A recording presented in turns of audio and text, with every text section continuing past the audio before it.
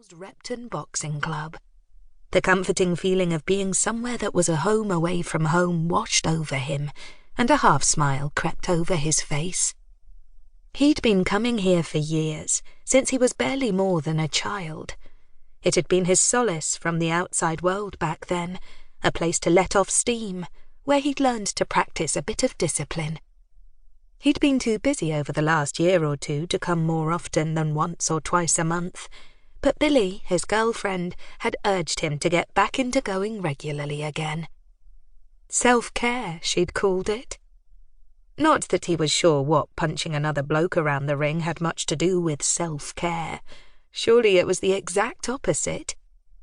But Billy seemed to know more than him about these things, so he'd just accepted with a nod and redoubled his efforts to make more time for the place. Slinging his gym bag up over his shoulder, he walked through the front door and breathed in the familiar smell of wood polish and sweat. The punch bags dotted around the sides had seen better days. The green and yellow paint on the walls was pockmarked with chips and dents, showing the brickwork beneath, and plastered with old posters, faded and worn with age. Photographed smiles of triumphant boys and men beamed out from all sides, and the ring where they fought whispered tales of blood and sweat, wins and losses, men pushed to their limits and records being beaten. To an outsider it perhaps looked tired and worn, somewhere that needed an overhaul. But to those who understood the place, it was a palace. One of the coaches shouted instructions up to the young men sparring in the ring. Others were dotted around on mats or practicing with the punch bags. Several of them nodded or lifted a hand in greeting as Killian headed towards an open door at the far end of the large room. A light was shining, indicating the man he was searching for was in.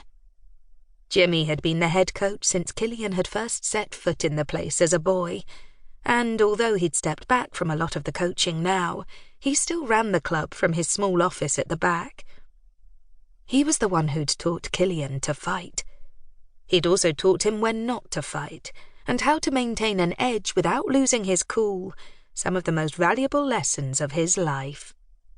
They'd remained close over the years, and Killian always popped his head in for a quick chat before training, out of respect. Now, though, as he approached the door, he slowed, hearing strained voices from within. He paused a few feet away and leaned against the wall to wait, looking back towards the ring. "It just ain't like him, though, Coach," came a piteous cry. "He wouldn't go and leave me and Benny like that. He just wouldn't. You know him. You know he wouldn't." The woman sniffed, as though holding back tears. "I don't know what to tell you, Cass," Jimmy replied, his tone sympathetic. "It's news to me, too." "But that's what I mean. It's news to everyone. It ain't right. Something ain't right." Her words trailed off into deep, racking sobs, and Killian found himself feeling sorry for the woman, despite not actually understanding her troubles. "Look, Cass, go home. Be with your boy. I'll ask about and see if I can find out where he's gone. Maybe he just needs some time alone.